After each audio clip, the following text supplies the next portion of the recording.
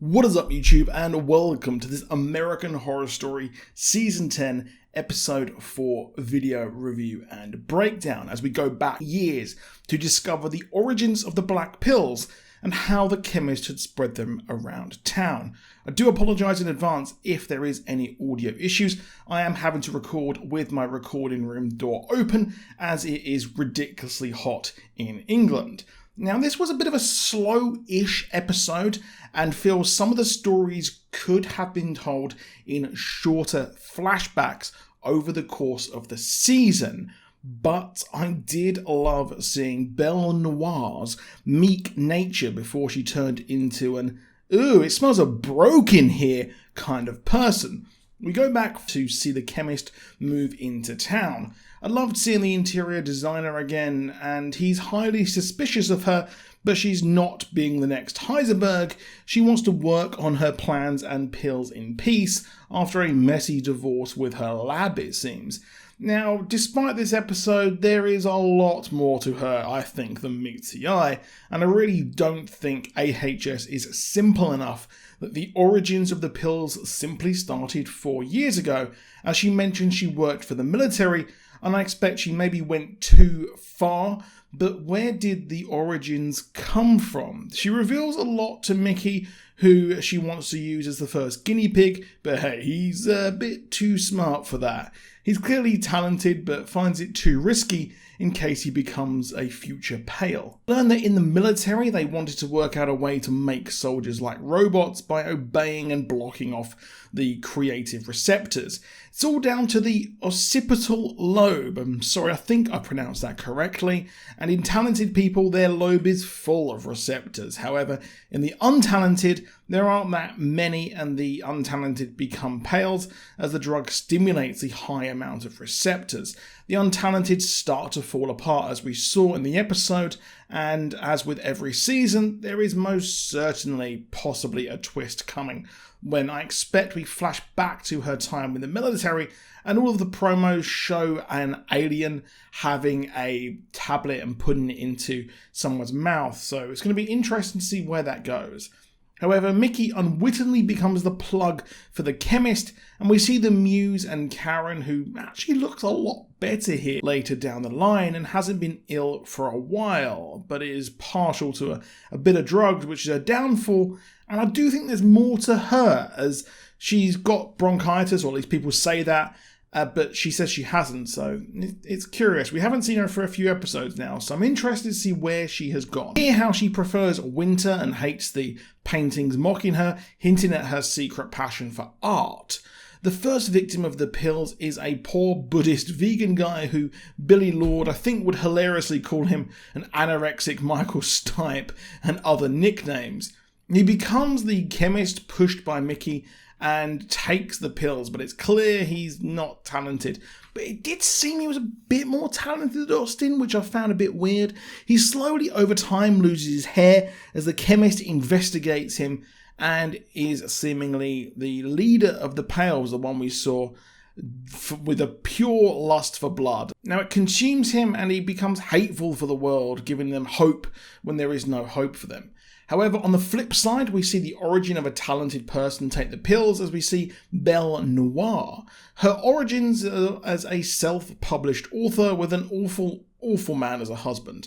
I really found the erotic adaptation of Mary and George Washington funny, but she is clearly second-string invitee to this second-string book festival, as the big guns are there in the summer, and she has just a pitiful audience and just sells one book to the chemist.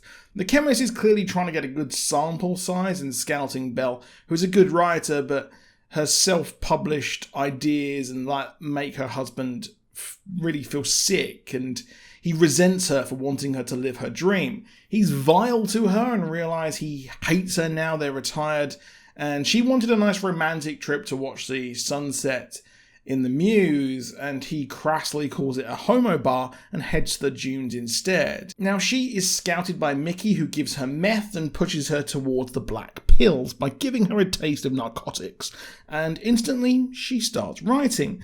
Her husband comes back and says how he shagged a woman twice on the dunes and he is going to go and bang her again, which Belle flips into a rage and kills him to feed her bloodlust. I'd love it if the woman did turn out to be Karen, but in one of the earlier episodes, Karen did say she hadn't been touched by a man in 15 years. It would be a good source for Belle's hatred for her. However, she also despises Mickey too for being poor, so it's clear she just hates anyone who isn't talented like her, and when given the taste of success is deep down not a nice person. I don't think it's the pills that has made her like this, as Austin doesn't seem to have the same disdain. 2 years after this, we see her head to Billy Lord's character's place for a wardrobe do-over, and the pills are spreading.